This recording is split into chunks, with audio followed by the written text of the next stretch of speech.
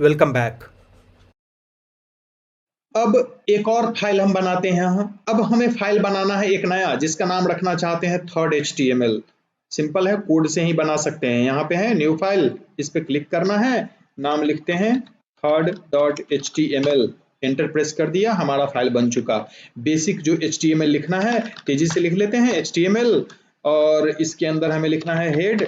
Automatic align होता जा रहा है, हम नहीं कर रहे हैं।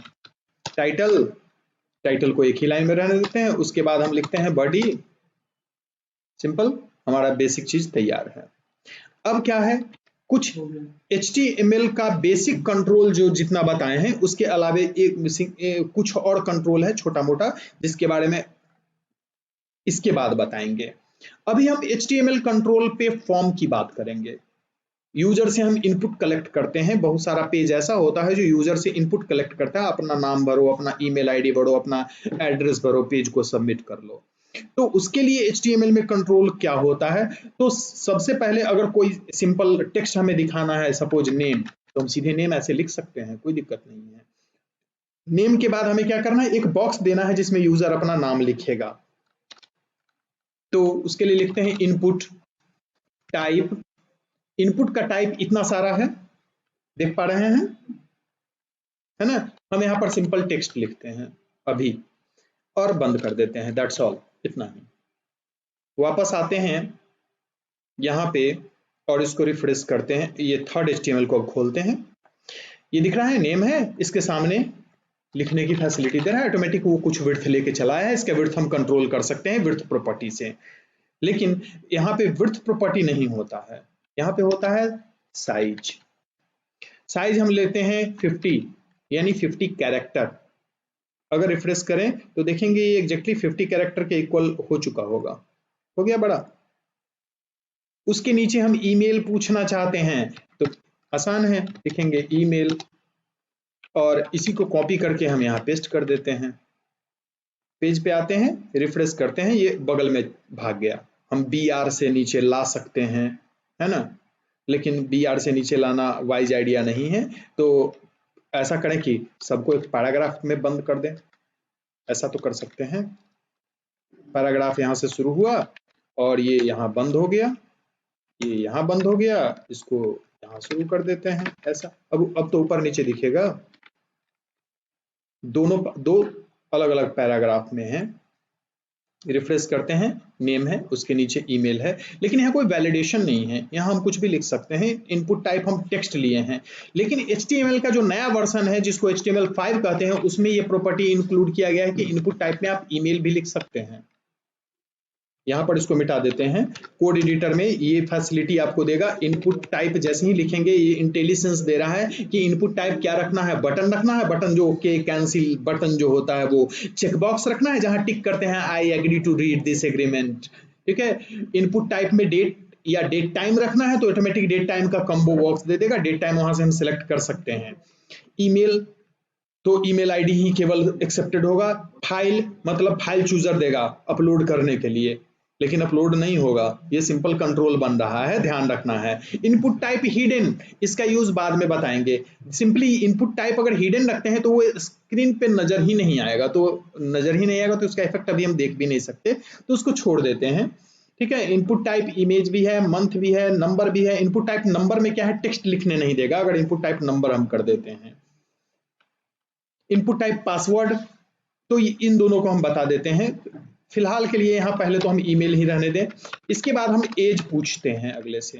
तो हमने कहा एज, इनपुट टाइप नंबर, और यहाँ पे साइज न देके बेहतर है कि हम साइज भी दे सकते हैं, लेकिन हम मैक्सिमम वैल्यू असाइन कर देते हैं। मैक्सिमम होना चाहिए 60।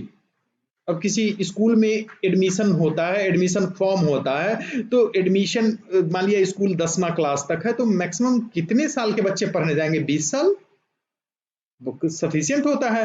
तो वहां पर हम वैलिडेशन में मैक्स 20 लगा सकते हैं, और मीन भी लगा सकते हैं कि मिनिमम 3 साल से नीचे का हमको एंट्री नहीं करना है। ये वैलिडेशन सपोर्ट HTML5 करता है। यहाँ आते हैं पेज पे, रिफ्रेश करते हैं। अभी यहाँ कुछ कोई भी वैल्यू लिखेंगे, अगर 100 भी लिखेंगे तो कोई दिक्कत नहीं, वो 100 लिखने देगा। अभी कोई वैलिडेशन काम नहीं कर रहा है, या ऑटोमेटिक यहाँ ये भी आ गया, ऊपर नीचे भी लेकिन ये जब ऊपर वाला दबाएंगे तो 60 से ऊपर नहीं जाएगा, और नीचे वाला दबाएंगे तो 3 से नीचे नहीं आएगा। यहाँ पे हम ABC लिखना भी चाहेंगे तो लिखने नहीं देगा, ये HTML का डिफॉल्ट प्रॉपर्टी है। इनपुट टाइप नंबर के बारे में बता चुके। इनपुट टाइप अगर हम पासवर्ड रख देते हैं और यहाँ मैक्स लेंथ सेट कर देते हैं, 50 रहने देते हैं, मीन का कोई यूज है नहीं, हटा देते हैं। मैक्स और मीन जनरली नंबर के लिए यूज होता है। यहाँ आते हैं और इसको रिफ्रेश करते हैं तो यहाँ देख पा रहे हैं लेबल नहीं चेंज किए हैं। यहाँ अगर कुछ टाइप करेंगे तो ऑटोमेटिक ये पासवर्ड टाइप का हो गया, यानी कि जो हम लिख रहे हैं वो दिखेगा नहीं। तो इसको हम पासवर्ड में बदल दें, सिंपल। अब एक चेकबॉक्स हमें लेना है, तो यहां लिखेंगे इनपुट टाइप चेकबॉक्स और इसको ऐसे ही बंद कर देते हैं। यहां पर लिखते हैं I agree to terms and conditions, ऐसा हमने कुछ लिख दिया। रिफ्रेश करें तो ये चेकबॉक्स दे दिया। इसी तरीके से रेडियो बटन बनाते हैं। सपोज हम एज जेंडर पूछ रहे हैं, इसके बीच को हटा देते हैं और हम यहाँ पर जेंडर पूछना चाहते हैं। जेंडर में या तो मेल होगा या फीमेल होगा, तो यहाँ लिखेंगे इनपुट टाइप रेडियो, इसको बंद करते हैं और एक बनाते हैं मेल के लिए और एक और बना देते हैं फीमेल के लिए। 2 रेडियो बटन। रिफ्रेश करते हैं। इस दोनों में से कोई एक ही सिलेक्ट होना चाहिए, लेकिन अभी क्या है कि दोनों सिलेक्ट हो रहा है। तो एक चीज ध्यान रखना है कि दोनों का नाम देना होगा, तो नाम नेम प्रॉपर्टी लिखेंगे और नाम इसका रख देते हैं जेंडर, और दोनों का नाम सेम रखना होगा। अगर दोनों का नाम सेम नहीं है तो दोनों टिक करने देगा। दोनों का नाम अगर सेम है तो अब क्या है कि ये टिक कर सकते हैं, जैसे ही ये टिक करेंगे वो हट गया, ये रेडियो बटन हो गया। कुछ प्रॉपर्टी के बारे में और बता दें, जैसे नेम प्रॉपर्टी जो है जितने भी कंट्रोल है सबके साथ होता है, हम कहीं दिए नहीं हैं। जब भी हम कोई इनपुट बटन बना रहे हो, चाहे वो टेक्स्ट हो, ईमेल हो, नंबर हो, पासवर्ड हो, चेकबॉक्स हो, रेडियो हो, नेम सब में डालना है। Name should not be repeated. एक ही नाम 2 बार नहीं होना चाहिए, एक्सेप्ट रेडियो बटन में। रेडियो बटन में एक ही नाम 2 बार होता है, या 3 बार भी हो सकता है अगर 3 ऑप्शन है तो। लेकिन बाकी सब में जो हम पहला के लिए रखे हैं, जैसे इसके लिए यहाँ पर हम नाम पूछते हैं किसी से, तो नेम इक्वल टू, हम सीधे नेम नहीं रखेंगे, कभी भी ऐसा नाम मत रखिएगा। बेहतर है कि हम इसका नाम रखते हैं योर नेम, ऐसा कुछ।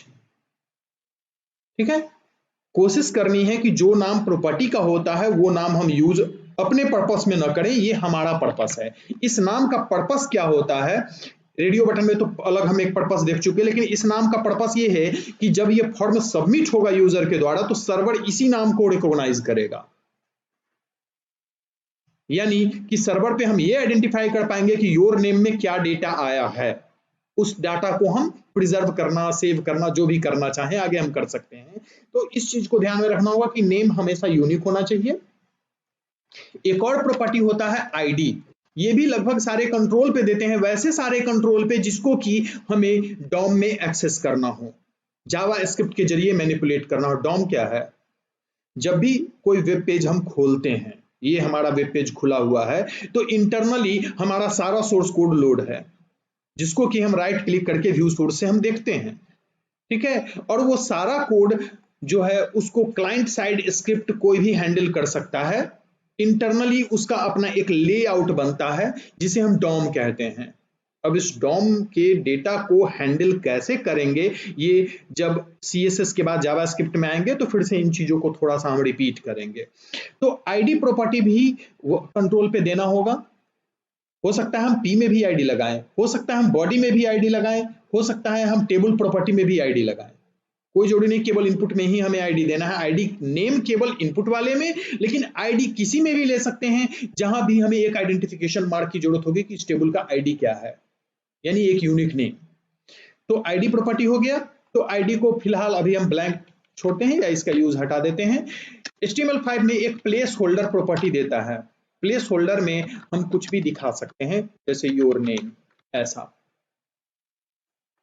पेज पे आते हैं, रिफ्रेश करते हैं, यहां दिख रहा होगा बैकग्राउंड में योर नेम लिखा हुआ है, लेकिन एक्चुअली वो लिखा हुआ नहीं है, जैसे लिखते हैं वो हट जाता है। लिखा हुआ है, ये वाटरमार्क आ गया यहाँ पे, योर नेम, सिंपल। तो ये प्लेस होल्डर प्रॉपर्टी था। लेकिन एक चीज और देखें कि जब हम पेज को रिफ्रेश करते हैं, पेज पे हम मान लो कहीं भी हैं, पेज को रिफ्रेश कर दिए तो कर्सर कहीं नहीं है, हमें यहाँ अगर नेम लिखना है तो क्लिक करना पड़ रहा है। इसके लिए एक प्रॉपर्टी होता है बाय डिफॉल्ट, जो इनपुट सारे प्रॉपर्टी में काम करेगा, ऑटो फोकस। ऑटो फोकस सीधे लिखना है। अगर हम अब पेज को रिफ्रेश करें तो क्या है कि बाय डिफॉल्ट वहां है, हम कहीं और क्लिक कर लेते हैं, है ना। पेज को सीधा रिफ्रेश करते हैं, कर्सर फर्स्ट कंट्रोल में है, यानी यूजर पेज पे आया तो उसे वहां क्लिक करके लिखने की जरूरत नहीं है, बाय डिफॉल्ट वहां कर्सर है, वो डायरेक्ट लिख सकता है। लेकिन इस सारे पेज को अभी हम कुछ नहीं कर सकते, एक नीचे बटन पहले बनाते हैं, और बटन बनाते हैं इनपुट टाइप,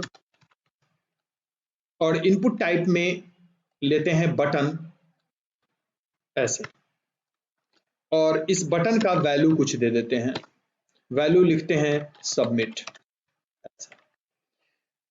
अगर अब हम देखें तो हमारा पेज पे हर तरह का कंट्रोल है, नीचे एक सबमिट बटन है, लेकिन ये सबमिट बटन कुछ कर नहीं रहा है ना। सबमिट बटन कुछ करेगा, उसके लिए जरूरी है कि हमारा कंट्रोल जो है हमेशा फॉर्म के अंदर हो, यानी कि आपको एक फॉर्म टैग बनाना पड़ेगा, इसका कि अपना कुछ नाम दे दे तो बेहतर है, नाम देते हैं माई फॉर्म, आईडी दे दे तो बेहतर है, और यहाँ पर मेन होता है एक्शन, कि यहाँ अगर सबमिट पे क्लिक करता है तो कहाँ जाएगा, एक्शन क्या लेगा। तो एक्शन में किसी पेज का नाम देना है, हम अभी second.html दे देते हैं, क्योंकि इसका अभी कोई तुक नहीं है, second.html पे कुछ ऐसा लिखा नहीं हुआ है जो इस पेज के इनपुट को वो प्रोसेस करे। तो यहां पर एक्शन में हमें क्या देना है, किसी दूसरे पेज का नाम जिसपे कि हम इस इनपुट को प्रोसेस करेंगे। वो कैसे प्रोसेस करेंगे ये बाद की बात है, पहले फॉर्म यहां से शुरू करना और यहां बंद करना है, यानी कि ये पूरा का पूरा जो कंट्रोल है ये फॉर्म के अंदर होना चाहिए, ये बात ध्यान रखना है। और एक और जो डिफॉल्ट प्रॉपर्टी होता है वो होता है मेथड।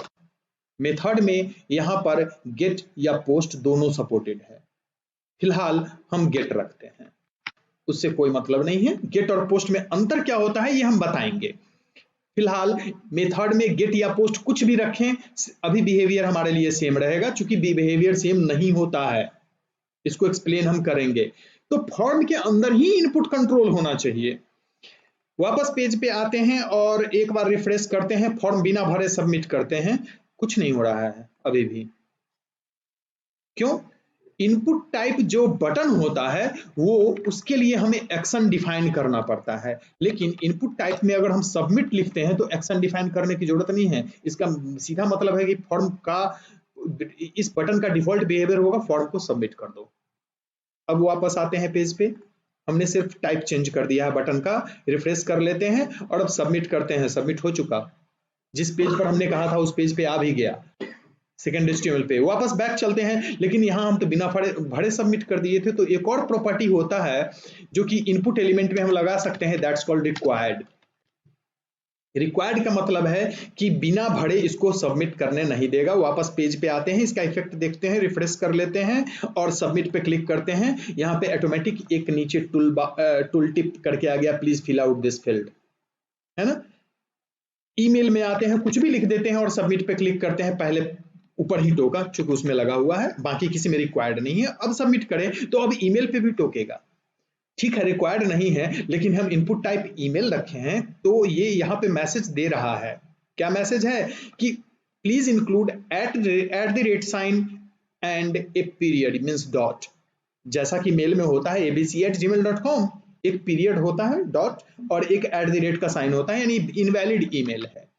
तो ये ऑटोमेटिक उन चीजों जहां रिक्वायर्ड हम सब पे लगा सकते हैं। रिक्वायर्ड का मतलब कि इस इनपुट के बगैर फॉर्म सबमिट नहीं होगा, और वैलिडेशन ऑटोमेटिक टाइप के अनुसार वो कर लेता है, इनवैलिड डेटा वो पोस्ट नहीं करने देगा। अगर ईमेल है तो ईमेल ही हम लिख सकते हैं। ये सब HTML5 का डिफॉल्ट प्रॉपर्टी है, HTML के पुराने वर्जन में ये सारे प्रॉपर्टी नहीं थे, ठीक है। तो प्लेस होल्डर पहले प्लेस होल्डर का यूज पहले भी हम लोग करते थे, लेकिन उसको बैकग्राउंड से असाइन करते थे। लेकिन अभी है कि प्लेस होल्डर ऑलरेडी है, रिक्वायर्ड का समझ चुके, ऑटो फोकस समझ चुके, बटन में कैसे सबमिट होता है ये समझ चुके, बटन या सबमिट दे सकते हैं, बटन पे एक्शन बनाना पड़ेगा। यहाँ एक और होता है, यहाँ पे दो प्रॉपर्टी ध्यान रखना है, इनपुट टाइप में गेट या पोस्ट डिफाइन करना है, और यहाँ एक्शन में उस पेज का नाम देना है जिस पेज पे कि हमें जाना है। नेम प्रॉपर्टी सब में होना चाहिए। दैट्स ऑल, आज के लिए इतना ही। इस चीज को अगले दिन एक्सटेंड करेंगे और HTML के जो बचे हुए प्रॉपर्टी है उसको, यानी कि next day initial half hour में खत्म हो जाएगा HTML, और यही वहां से हम लोग CSS में चलेंगे।